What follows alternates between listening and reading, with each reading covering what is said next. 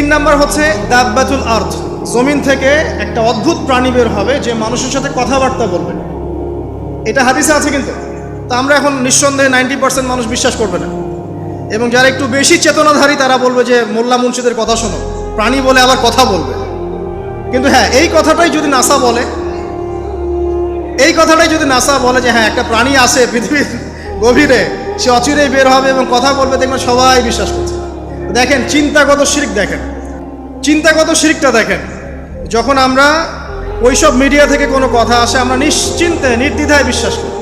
আল্লাহ পাক হাদিসে বলছেন, নবী হাদিসে বলছেন দাব্বাতুল আরদ বের হবে, মানুষের সাথে কথাবার্তা বলবে, মানুষ বিশ্বাস করতে চায় না।